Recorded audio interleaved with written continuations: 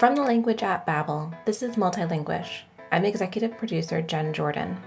This week, we debate how many colors are actually in the rainbow. That is, we talk about linguistic relativity. As part of our research, we spoke with John McWhorter, author of The Language Hoax, host of the fantastic podcast Lexicon Valley, and an all-around celebrity academic and linguist. Maybe celebrity is a bit of a stretch, but he's definitely well known. Later on in the episode, the whole team is back to share what they learned this week. First up, producers Thomas Moore-Devlin and David Duchin bring us the Sapir-Whorf debate. Let's get into it. And today we're going to have a little bit of a debate, right? Yeah, friendly debate. Friendly. It'll be a clean match. Yeah. I just know that Thomas has been talking about this Sapir-Whorf hypothesis since you were hired, I think. Yeah. Can you explain what it actually is? So, the Sapir-Whorf hypothesis is a few different things. The original idea up behind it was that there was this researcher named Benjamin Whorf. He was a student of Edward Sapir, but Edward Sapir didn't contribute as much as Benjamin Whorf to the origins. So wait, is this like a teacher versus student? Student becomes a teacher? No. Like Star Wars, prophecy? It's like teacher plants a seed and watches it grow into a beautiful and potentially wrong tree, flowering plant, bush of some sort. There's also this concept in science where pretty much every single naming of a theory or a hypothesis or anything is not the right name for which it should be. Like Pythagoras didn't invent the Pythagorean theorem. Fair enough. But that's neither here nor there. Benjamin Whorf, scientist, linguist. He got really into language. He went and studied the Hopi people of Arizona, which were a Native American tribe living there. And he wanted to explore their language, and he studied it for a few years. He collected information, and he came to this conclusion, where I'll quote him exactly, where he said, "The Hopi language is seen to contain no words, grammatical forms, constructions, or expressions that refer directly to what we call time." So imagine a language where time doesn't exist. Are you doing it? I can't. Yeah, it's kind of difficult. Can you tell by the blank expression on my face that that's not happening? Yeah, it's hard, and so we kind of argue that these were timeless people, and they just always lived in the present or something like that. And from this, he made this idea that, if your language doesn't have this, have a concept, then your perspective on the world is changed. And I think possibly more hip example would be in this movie Arrival, if David, you want to talk about that? Yeah, I can touch on it. I have seen it once, but as a student of linguistics, it actually, I took a great interest in it because it seemed to frame this hypothesis really well for the layperson who might not be really familiar with it. And I had sort of read a lot about, I had read a lot about the hypothesis before seeing this movie, but not knowing that they would tie in.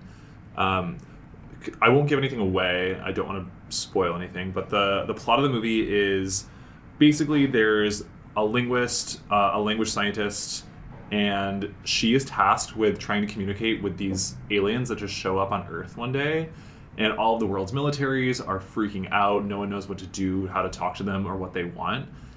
So it's the job of this small team of linguists to try to communicate. And what they realize is that the way these aliens talk, or they're not verbal or vocal, but they use these signs that they kind of create out of ink. It has a squid octopus type feel.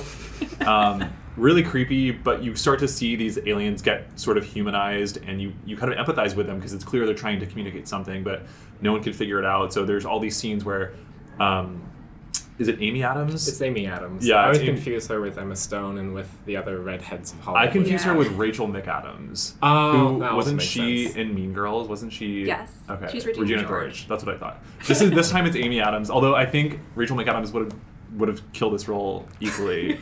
Amy Adams did a great job, but important thing. This is taking me forever to explain. But the point is that the scientist Amy Adams, when she's working with these aliens, they have a really unique concept of time such that they express sentences or thoughts and expressions kind of in one go, and you have to kind of parse them apart from this one sign that they sort of like squirt out into. It's a really, it sounds super gross, and I can't explain it. But basically they learn, like, over the course of a couple weeks, or maybe it's months, Amy Adams' character learns how to sort of like communicate with these aliens and read their language.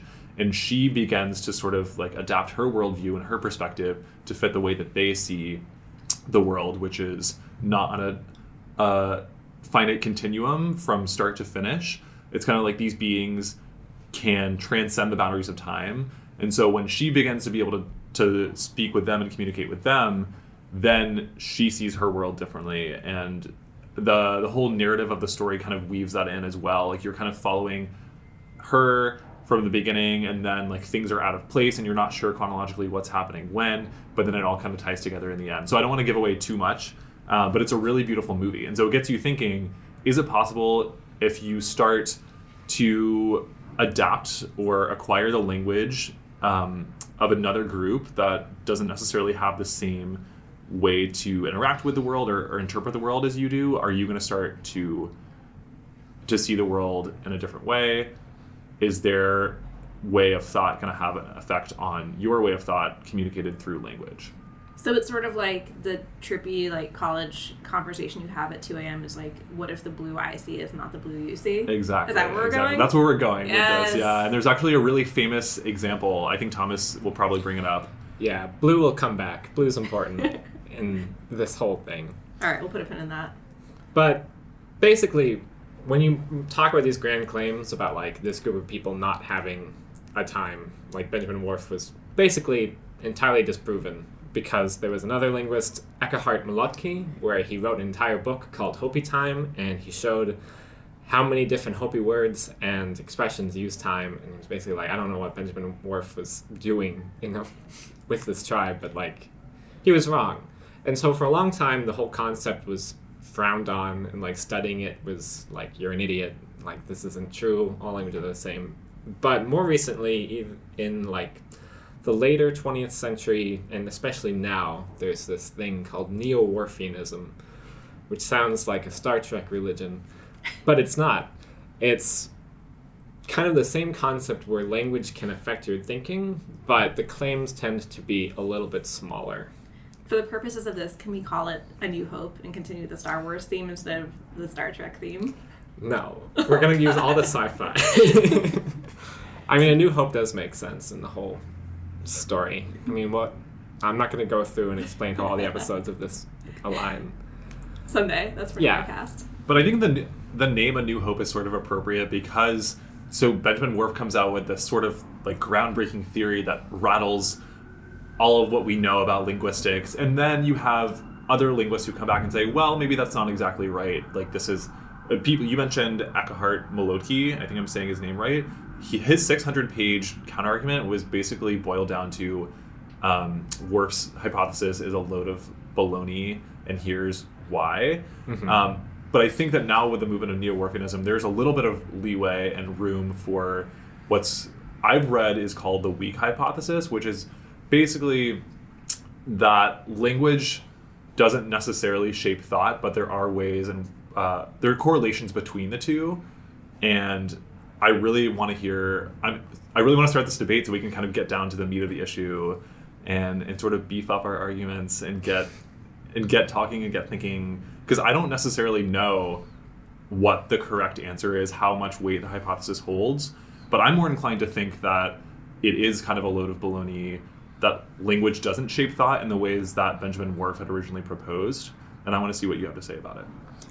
Yeah, I kind of come down the side that definitely Benjamin Whorf made a lot of big claims that were not fantastic, but it does seem like there is measurable difference depending on the language you have.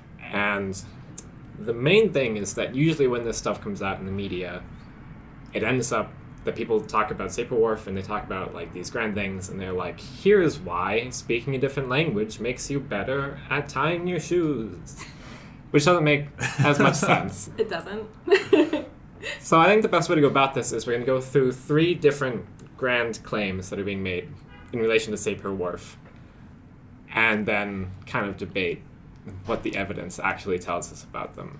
We know that Neo-Whorfianism isn't actually a new hope. It's New Hopi.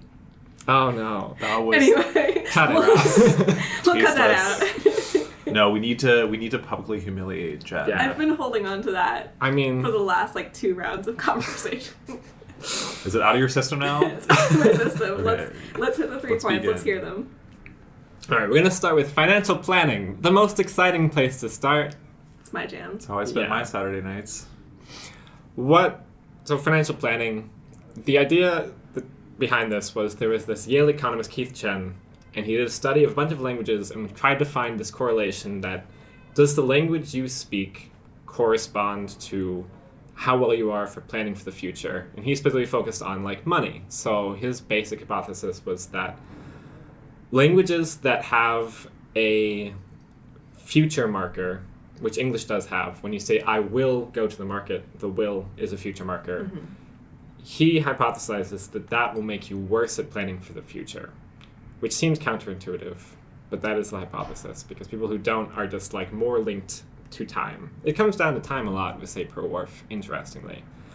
And so in the study, he did study, and then languages like Chinese don't have the future marker, and so they'll have more GDP.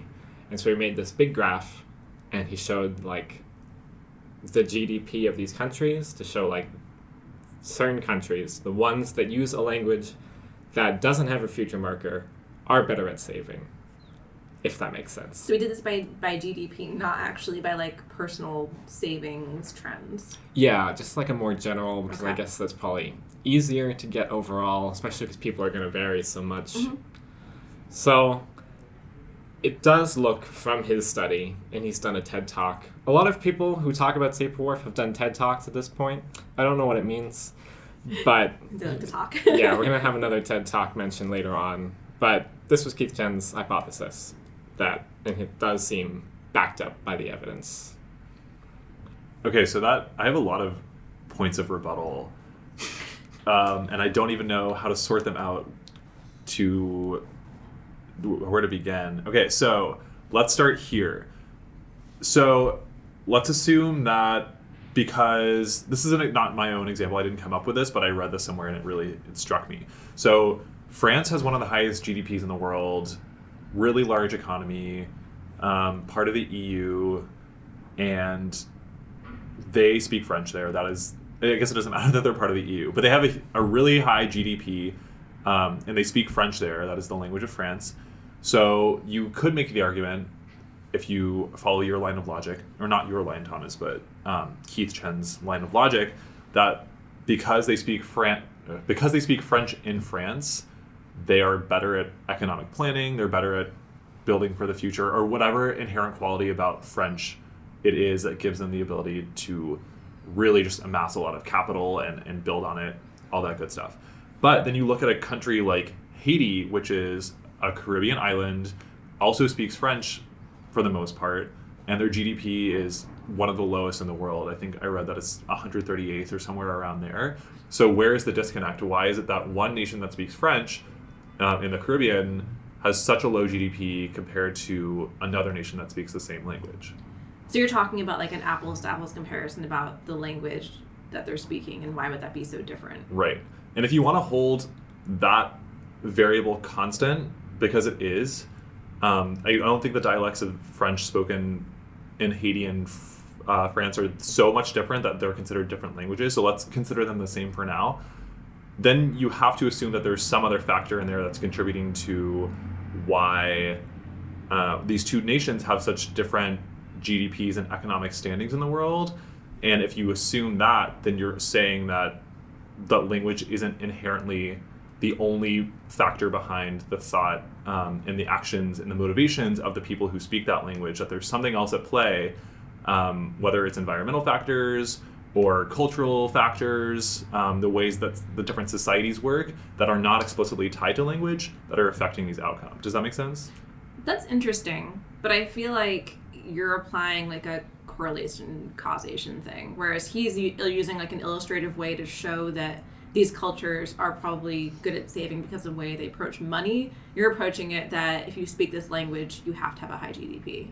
Yeah, but if your argument is that these cultures are good at saving because of the way they approach money, isn't that a cultural condition and not a linguistic one? because you're saying that X culture is good at saving money because it's good at saving money. But if you don't have a lot of money to save in the first place, you're not going to be able to. That's true. That is true. Well, it's percent of GDP that was being measured.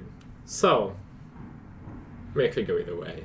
Okay, I mean, well, that's interesting. Yeah, and I'm willing to admit also, like, Keith Chen's study was a little bit debunked later on, and I'll mention John McWhorter for the first time because he'll come up a few times, because John McWhorter is a linguist who's very against the Sapir-Whorf hypothesis, and even the weaker hypothesis he's not into. And he points out that some of the languages that Keith Chen labeled as not having this future tense actually did, or the other way around, and so if you actually look at a more accurate layout, then it like doesn't correlate. All right. So you also mentioned it's like not that intuitive that languages that have a verb or a way to express future, like will in English, that sort of tense, are probably more inclined to be better at planning. And I don't necessarily follow that logic, but even taking a step back, I want to say that I can't imagine a situation in which a person just doesn't have the thought capacity to be able to plan for the future. Like, imagine if we were hunter-gatherers and we needed to go out and collect or forage for our tribe, how do we know? We can't just wait until the very last minute when we run out of food and then it kicks in. We have the thought that, oh, it's time to go collect or forage or hunt or whatever. We have to be able to make advanced plans to know what's going to happen in the future, even if it hasn't happened yet, and then be able to account for that. And I really don't think I can picture any situation in which some group of people is just inherently better at planning because their language dictates that it must be so. I feel like that's just a recipe for disaster if you can't look at the future and picture the future and what will come and then be able to respond in the present to try to prepare for that. Does that make sense? Yeah. Yeah, I mean, just because you're not expressing it, and obviously, like, we're looking at this coming from the perspective of one native speaker looking at another language, so just because the way you understand expressing the future or thinking about the future in one language isn't equivalent to yours doesn't mean they're not thinking about it. Because I think, like, you would have to look more broadly at human nature and, like, how we've existed up to this point. Like, yeah, we have more than just, like, the present moment that's sort of under consideration, like consciousness. So I would buy that. I mean, I think that's definitely a stretch to say that, like, they don't think at all about the future. They do, and because of what language they speak.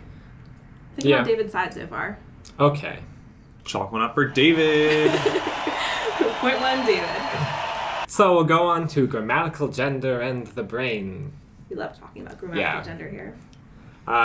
So the briefest definition of grammatical gender, we'll ignore pronouns and stuff, but for nouns specifically, English doesn't have this. Other languages do, where a noun will be male, female, neuter, or something. In French, this table is feminine. Yes. I learned that In middle school, but also again this morning on Babbel. It's also feminine in Spanish, and that's all I know off the top of my head. Huh. It's German. German, it's masculine. Der Tafel, I think. It should just be feminine or masculine. All the languages should agree. It makes my life so difficult. Yeah, that is so difficult, and it's so arbitrary, because when you think of gender, you think of traditional male-female dichotomies, and then German kind of mucks it up because you throw in neuter, and like what is neuter? How do you classify something as neuter? But we as English speakers do have a conception for male and female, and it shows up in people and sometimes animals, but for the most part we don't really refer to objects as male or female.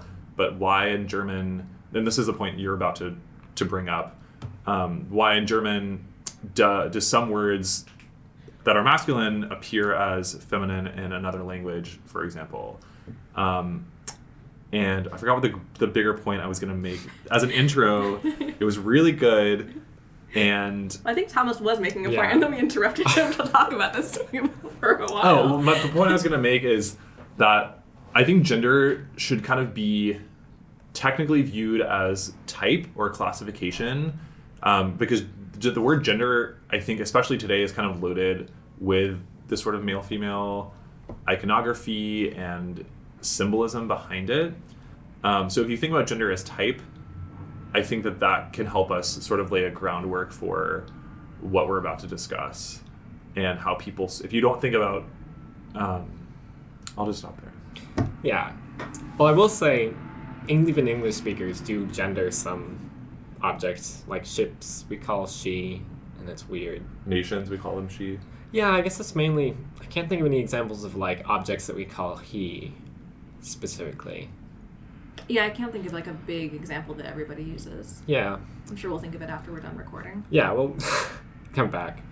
But the type thing is like a good way to think of it because it is kind of arbitrary. Why is a table female or male? Why is anything? And the prevailing notion was that like it is arbitrary. They were just made up because certain languages force you to think in gender. This is actually a different name of a hypothesis that some people prefer to Sapir-Whorf because it's slightly less... I need to find the name of it. One moment. So, it's Franz Boas and Roman Jakobson created the Boas-Jakobson principle. And so it's, instead of thinking about what a language, like, what do languages have the ability to produce, it's what do languages force you to produce when you're speaking. So in Spanish, when you say a noun, you have to give it a gender. Like, you can't just be like, el mes. I can't even...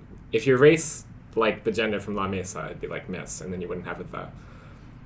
So if you think about it this way, and it's like, does that matter, though, in how you're thinking? And at least one study says that it does. One study, which was done by Lero Bodaditsky and Lauren Schmidt, is also a TED Talk on this topic. And they wanted to see if the genders that we assign to these things actually affect the way that we think of the objects. So one example that they used was the word bridge. In German, it's die Brücke, which is feminine, and in Spanish, it's el puente. And they asked Spanish speakers and German speakers to describe a bridge and see what kind of words they used. And it did happen that Spanish speakers tended to use strong masculine skewed adjectives like the bridge is dangerous and strong and, I don't know, husky. And Germans used more feminine skewed adjectives like slender and beautiful to describe this bridge. And this was the same bridge, I'm assuming. I don't know if they actually looked at a bridge. I think, well, maybe. Maybe they just told, like, describe bridges. Okay, interesting. But it's the same concept, and it just is interesting that the adjectives went different ways. Okay, Thomas, so I want to make sure I'm understanding this. So your point of view that you're presenting is that because there is grammatical gender in many languages, that affects how we describe or think about certain objects. Yeah. David, do you agree? I don't. So I am inclined to think that grammatical gender is arbitrary and that's all that it ever will be, that it's not going to have a huge weight on the way that we interpret the world. Mostly because, if you think about languages that have gender, whether it's male, female, neuter, like German, are they more inclined to see objects, people, ideas, whatever, as inherently more masculine or more feminine because they're assigned a gender? So that's the question we're asking at hand, I recognize. Then you can ask yourself, well, how would that play out other than people just describing a bridge as with feminine qualities or masculine qualities? Would it actually affect the way that they live their lives? So my question is, do languages that have gender make the people who speak those languages inherently more sexist or more inclined to ascribe to certain gender roles? If you have the idea that a table is always feminine in Spanish, does that mean that a table can never have masculine qualities? Or extrapolating, does that mean that men and women can only have certain roles because they're assigned? Like, okay, so think about clothing, for example. A lot of clothing for women in Spanish has a feminine gender, like la blusa, blouse, is feminine. Or maybe this isn't the best example. Los pantalones. Los pantalones are masculine. So is a man inherently more driven to wear pants because it's masculine, or is that just like... I don't know. I think your argument's kind of falling apart here. Yeah, no, my argument I is think falling apart here. Thomas gets this one. I mean, I think it's just difficult to. I think it's just difficult to make your point, like, without doing a lot more studies. Yeah, I mean, that's kind of the main issue with this, which I will acknowledge, not to defeat my own point, but, like, this is not as measurable, like, and it is, like, will a Spanish man want to take a bridge more because it's a masculine bridge, and it's el puente, and it's strong? Like, does that affect it? And we just don't really know if that's going to make any difference in the way you live day to day. We'll move on to the third one because it's the most measurable, and it has to do with color. Yay, color. So colors come up, I think, the most of any topic with Sapir-Whorf because, like I just mentioned, it's the most measurable result that people have found, and they keep doing studies on a very specific phenomenon. So, how many colors are in the rainbow? 6, right? In English, yes. Or 7, indigo. Generally, you just do red, orange, yellow, 55. green, blue, purple, and that's like the 6 colors, the 6 basic colors we have. But in Russian, they have more. Specifically, they have 2 blues. So, well, we have red and pink in English, and like, there's really no reason that we call it pink instead of light red, but we do. And Russian has Sini and Goluboy. I've never taken Russian, so let's just assume that that's accurate. That's close, I think. And so it just describes 2 different shades of blue. Envision in your mind. Top of screen, there's a square of 1 shade of blue, and then there's 2 smaller shades of blue below it. And you had to choose which shade matched the square at the top. Yes. Okay. Yeah, that makes sense. Yeah. So, Matching game. the more difference there is between the 2 options that you have, the quicker you're going to be able to answer like which shade it is, because your brain can just more easily be like, oh, that one's very different from this, so you just click that one. And the result that was found that is really like important is that when the 2 shades of blue below kind of crossed this threshold between Genie and Goluboy, the Russians were slightly faster than English speakers at choosing which color matched the top color. Okay. Yeah, so what this proves, quote-unquote proves, is that because Russians from childhood up are taught there are 2 different blues, their brain are slightly faster at processing when shades of blue are different. That sounds very minor as I say it aloud now, but the fact that there is an observable difference just shows that at some level, this blue, the way that we categorize things with language does affect our thinking. It sounds like something that happens in The Matrix when they're training Neo on how to see different shades of blue, and he becomes adept at seeing, like, I don't know, it could be like the next, like, Matrix We're sequel, going through 50 every Shades of Blue. sci-fi movie, which is great, because it does kind of feel sci-fi-ish, this whole thing. It does. So, it sounds like you have some fairly decent evidence that this is the case. Yeah, I mean, multiple studies have been done at this point. There's one very recently, and it's just like, from this, Neo-Whorfians say, case closed, we have these results, they're reproducible, language affects how we think. And I'll wait the rebuttal. Let me gather my thoughts. Okay, so I guess my question at hand, I keep saying at hand, but this is a podcast, so maybe you can't see my hands. Maybe. Maybe. Well, I don't know. It's up to the audience to decide. So, I kind of think of like a chicken and the egg argument. Do we have 6 terms for colors of the rainbow in English because we can only interpret 6 colors of the rainbow? Or are we only trained to interpret 6 colors of the rainbow, give or take a few, because we only have 6 words? So, I mean, that's the question about this entire debate. Does language affect thought, or does thought affect language? Part of me thinks that, yeah, sure, Russian speakers can identify different shades of blue, and that might be because they have different words for them, but that doesn't seem like a totally linguistic phenomenon. It just seems like Russians have, for generations, taught their children how to distinguish between shades of blue, and we haven't, and so there's just more, like, Russians have more practice or more experience identifying different shades of blue because, and it doesn't matter what the names are for them, It's just the fact that they do have, okay, if I say it's the fact that they have different names, that kind of plays into your hand a little bit. Yeah, I feel like your argument is like Russians have practiced since birth telling the color blue. So if you remove language from it completely, and let's just say that you train someone like Neo in the Matrix by pointing out 2 different shades of blue, if you just expose them enough to 2 different shades of blue, where once they didn't know how to distinguish between them, after a certain amount of time, whether or not you speak to them or give them different names or words for these shades of blue, that person's probably going to be able to distinguish between them eventually. Just like if I met 2 people, like 2 identical twins, for example, who look the same, obviously, because they're identical, I won't be able to tell them apart at first, but with enough training of my eye, I'll be able to do that.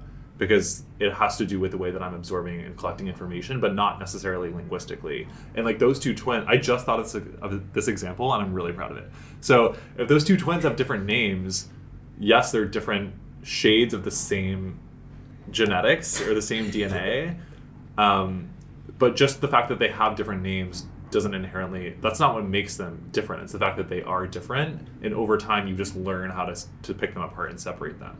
So if Russian children are given from birth 2 shades of blue to look at and interact with, then yeah, of course it's possible that they're going to be able to click 1 square of 1 shade faster on a computer, but does that mean that it's because of their language that's doing that? So you're saying it's, from like a science perspective, it's not the name, it's the observable characteristics of the person or of the color that Russians are able to identify, not because they've been taught early on that there's 2 different words for it. Also, another example that I can talk about while you're researching is the Eskimo word for snow. This is probably the most often cited and most often debunked, but still really popular myth around Sapir-Whorf, that the Eskimo people who speak Inuit have 30 plus different words for snow, whereas we who speak English have maybe 3 or 4 at most. We say snow, we say sleet, hail, slush, but other than that, we don't really distinguish among the types. But for the Eskimo people who live surrounded by snow every day, they have so many different terms because some of it's powdery snow, some of it's really icy snow, and so because they interact with snow so often, they've just become attuned to, or the myth that has now been debunked is that the Inuit language has so many different words for snow, and therefore it shapes the Eskimo people's ability to pick out the different types. But that kind of seems just like this Russian blue example, where sure, if you grow up around snow all the time, you're just going to be more intimately familiar with what the different types of snow are. And maybe that's why your language was shaped in the image of so much snow, to reflect the reality of the place that you live and the environment you live in. But your language doesn't inherently affect how you see the snow itself. It's just the fact that you have so much exposure and observance of the snow that you are able to pick it out. And then following from that logic, that's why you get so many words for it. It's because you have already gone through the process of categorizing it in your mind with your thoughts before language was ever applied to it. The Eskimo example makes a lot of sense to me because it's a condition they're living in or an environment where they have to have words to describe it. That doesn't describe the Russian 2 blues example, because are there instances where Russians are exposed to that much color that they're like, holy cow, we need other words to describe this? So much so that it's like you're commonly taught in school the 6 colors of the rainbow. All the graphics you have in classrooms, everything has those 6 colors. You teach those. That's what kids learn. Why is it in Russia it's just a given that there are 2 different blues, a light blue and a dark blue? That's what, I guess, where that is sort of a not totally equivalent. It's an interesting contrast to bring up, but I wonder why that is the case in Russia, and maybe that's something we can research another time. Thomas, is there anything else you wanted to add, or should we move on? So, John McWhorter's main argument against the blues is that he can concede, yes, this study does show this, and maybe language can affect how quickly you click a color on a screen by a few milliseconds. But his main argument against it is not so much based in what does that do? Blues, you can click blues faster. That is not going to affect anyone's life at any point. And the larger problem that he has with the Sapir-Whorf hypothesis and even neo-Whorfianism is that when these headlines come up and are like, why Chinese people are better at saving for the future, it kind of is a little discriminatory, because every time you say that one group of people is better at something, it says that another group of people is worse at something. And like going back to the Hopi people, like it was just kind of like this exoticizing of this Native American tribe, and like, look, they don't understand time. What a wild group of people. Yeah, you're extrapolating maybe one small aspect of their culture to extend to an entire culture or nation of people, which we try not to do, but sometimes, like, we definitely read a lot about that. Yeah, so a lot of what this can come down to is, I mean, basically racism. We actually, one of our colleagues at Babbel spoke to John McWhorter and talked a little bit about Sapir-Whorf. So I will play that clip. What I worry about is the idea that if you are an Italian, you have a different perspective on the world than a person who is Japanese because of how the verbs and the nouns work. That's the problem that I have, because I think there's very little evidence that that's true. And I think that it is condescending, for one thing, because where a lot of that goes is, oh, wow, that indigenous person is sensitive to sources of information. That indigenous person is sensitive to these shades of existence, where really none of us are that impressed that the person is cognitively human, just as we are. There's kind of a pat on the head involved in all of it. And then also it's dangerous because some languages are just more telegraphic than others. And if you're going to say that all of the detailed shades of distinction in an indigenous language make them more sophisticated mentally than a boring English speaker in Cleveland, then unfortunately you're also saying that everybody who speaks Chinese is kind of stupid, because Chinese is a language that actually doesn't make a lot of those sorts of differentiations as much as an indigenous language might. So I think that Sapir-Whorf, it's attractive to many people, I think partly because it's a way for a Westerner to indicate that we understand that other people are cognitively advanced. It's understandable. But there's an insult that you risk in it, because not all languages lend themselves as well to paying that compliment as we think. So that's what my book, The Language Hoax, was about. And that does make sense. I mean, we have, every time you say that something is better than another thing, you risk the insult. And like, especially when the main result that we get to prove any of Sapir-Whorf is like, oh, Russians can click a blue faster, then these grand claims that eventually get filtered down into media as being like bigger claims, because that's generally what happens when scientific studies reach the, no offense to the media, we are the media. We love the media. We do. Yeah.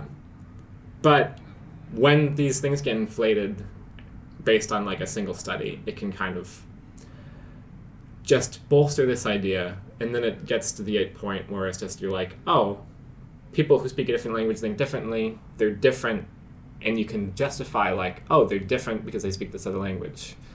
They're not the same, they think differently, and thus, even if you're not actively making a judgment of whether that's better or worse, it does kind of push away a different group of people. It also sets you up for the idea that to understand a different group of people, you have to go out of your way to learn their language, and that there's nothing else about the human condition that you can relate on because they're so far removed from you, or they just have such different thought patterns that it's not even worth it to try to get to know them or understand them. And maybe Sapir-Whorf has a lot of weight. The strong version of that hypothesis, if we take it to be true, sure, people think so differently because language shapes the way they think, but that just means that people can probably use that as an excuse to retreat back into their own xenophobia, perhaps, or their unwillingness to learn a new language, to try to understand a new culture. And I think that is where you risk running into some of those major obstacles and categorizing people, generalizing about them, stereotyping them, because you see it as really hard to try to understand them. So Jen, where do you come down at the end of this debate? Do I have to choose a winner? Yeah, and you need a gavel too. Yeah, and you're Maybe gonna like kill the person who lost, so where's the sword? I feel like I just got a linguistics degree. Is this what it feels like to study linguistics? Absolutely. That was 4 years boiled down to That's Oh, all I boy. have for You just sit in your dorm room, and then you're like, but what if other languages are different? I think there were some really interesting points. I think you brought up some interesting food for thought, Thomas, and I think, David, you had some very very accurate counterexamples that I felt like I could relate to some of them. I think I don't know if I totally believe in Sapir-Whorf, but Damn. I do think that doesn't I'm mean over here that dabbing. doesn't mean you win. Stop dabbing. That doesn't mean David wins by default. I think Sapir-Whorf, like most hypotheses, are flawed, and I think that it's interesting to think about, but not something I would take just at face value. Multilinguish is brought to you by Babbel, the language app. Speak a new language with confidence. Lessons are lovingly created by over 100 language experts, real people, not by a translation machine. Hey David, what's your favorite lesson in Babbel? I had a lot of fun with one that I did just yesterday, actually. It relates to clothing and colors. And I think that's a really cool way to combine material. Instead of just giving me a list of colors to memorize or a list of clothing items, it's having me put them together in context so I can talk about me wanting to put on a pair of dirty pants, or my friend like stopping me from doing that, but she wants to know where her red dress is. That's cool. That actually sounds pretty useful. So we're offering Multilinguish listeners 50% off a 3-month subscription. New customers can get this offer by visiting babbel.com/podcast. That's BABBEL.com/podcast. All right, everyone, let's talk about what we learned this week. David, I nominate you to start. What I learned this week that actually really struck me was in writing my article about South Africa and what languages are spoken there. I knew that there were 11 languages that are guaranteed protection under the Constitution as official languages, 9 of which are called Bantu languages. So they're descended from the native African languages that were on the continent before the Dutch settlers and the English settlers came. So there's a whole storied history about the fight between the Afrikaners who spoke Afrikaans, who are largely white, but were kind of trying to protect their identity against the encroaching English who brought English with them. All of this to say that today, English is only spoken by about 10% of the population natively, but from my own experience living in South Africa, I thought it would have been 60 or 70%. Like most of the people that I run into or have run into there speak English. And to think of English as like a global phenomenon in this world language, I think South Africa is a perfect example of where that kind of takes root, and you can see it really clearly because as Afrikaans is associated with sort of white nationalism that kind of drove the Afrikaner movement that ultimately led to apartheid, there have been a lot of movements to kind of like reduce the effect of Afrikaans in society as a whole and bolster the status of other languages like the native African ones, but English too. And so you can really see, even though 90% of the population of South Africa doesn't speak English natively, most people know it because it's just so, like, it's so popular, and it's a really, it's an alternative to speaking Afrikaans, which has such a storied history that's tied up with apartheid and discrimination and oppression. Interesting. Very cool. Not How fun, long? Not fun, but interesting. And how long were you in South Africa for? For 1 semester. It's a few months. It's a few months, and then I went back for 2 weeks last year. That's awesome. Yeah. Steph, what did you learn this week? Well, in the process of putting together some suggestions for people, so the whole premise of this article was like, we're all really busy. Sometimes even 20 minutes a day is too much to ask for maintaining a consistent language learning habit. And so the whole idea was to break it down into chunks. So if you have 1 minute, here's what you could still accomplish. If you have 5 minutes, like here's what you can still accomplish. I need this. And I never, I guess because we so often, we sort of promote this idea that like a Babbel lesson takes 15 minutes a day and that's all you really need. But it kind of really drove home the idea that like, even if you're not doing a whole lesson, you can still keep the momentum going in your practice. And that was kind of enlightening for me to think about in that way because, you know, say you have like 10 minutes and like maybe you can't do a full Babbel lesson, but you can still like learn 7 new vocabulary words, because that is like the scientifically proven amount of like new information that your brain can digest at a time. Wait, what's the scientifically 7 new pieces of information. interesting? Yeah. So And then like the short-term memory thing. yeah. Or you could, you know, watch a YouTube video, or, you know, just something. Even like if you have like 1 minute, you could still blow through a stack of flashcards and just review things that you already learned. I wrote extensive notes for myself. So we just booked our travel for Berlin. Well, most of us have, David. Get on it. Publicly shaming you now. And I'm traveling solo to Paris. I haven't been there in that's exciting. 10 years. Yeah, I'm actually really excited about going alone because I haven't been in 10 years. And French is the language I studied in middle school and high school. So it's like, even though I'm not good at it, it has the most familiarity, I guess, sort of ingrained. Like, I've heard more of it. I've spent more time, like, studying the grammatical parts of it and kind of understanding it. So I'm brushing up on French in Babbel now. That's, like, my sole focus. And I've been reading about how to get better at French from our friends in didactics and linguistics in Berlin. So an article I read this week is talking about the hardest parts of learning French and the easiest parts of learning French. And the easiest, the good news is 45% of words in English actually come from French, which is crazy high, actually. Yeah. It's like 80,000 words are shared, like have like a root that's shared, because that is so much more than I thought. So it's so much more. Yeah, I mean, they said 80,000. I don't know how they're counting how many words are in the English language. It seems like a tricky business, but they're saying 45% because obviously they're both Latin languages, but also there's a lot of shared history when you're talking about, like, even the word culture itself comes from French, but you're talking about, like, economics and politics and culture and art.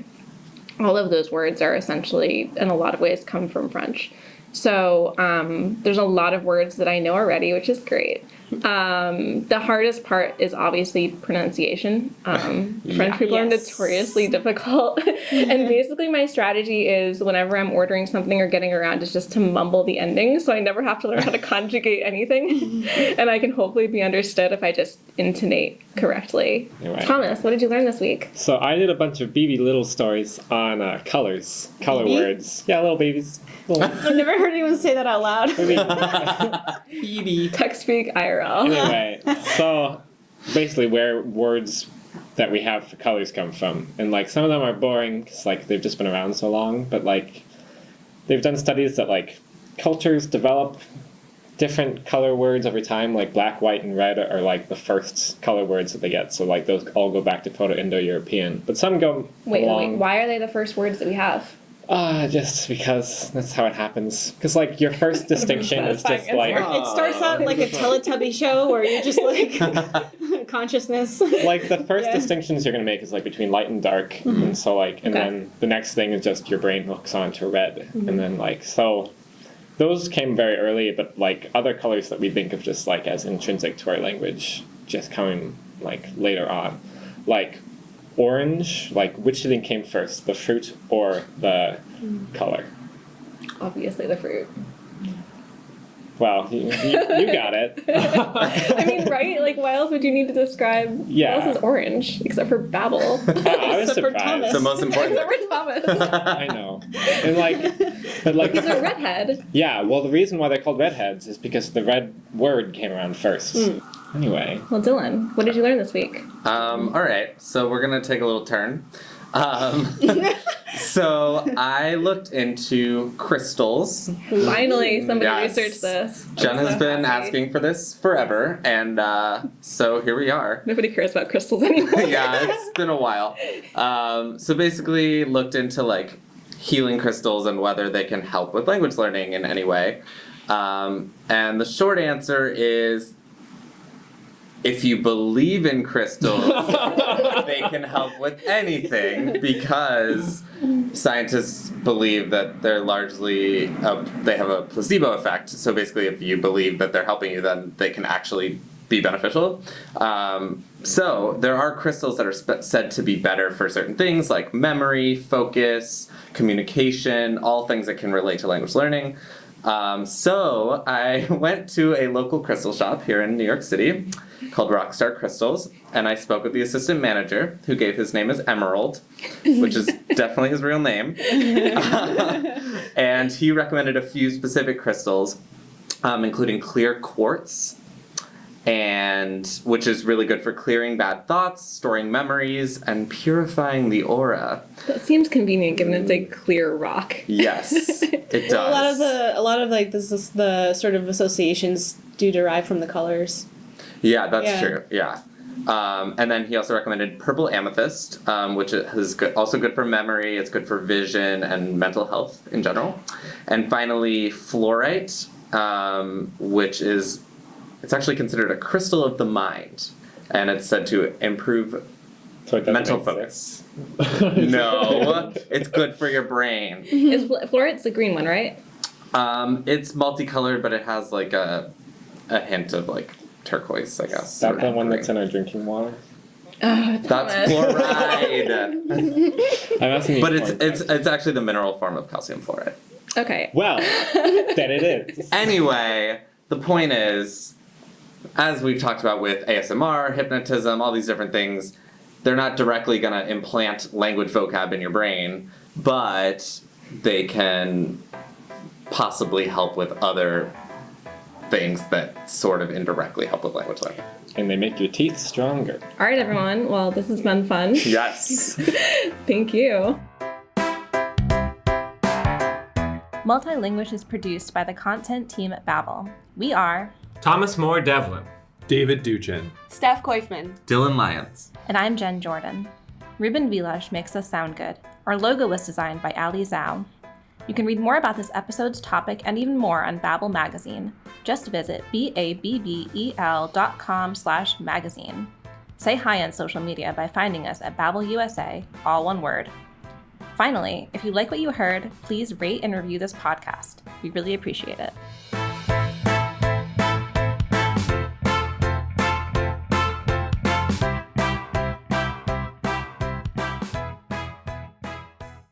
Is it Sapir or Sapir? Like Tapir. I think it's Sapir.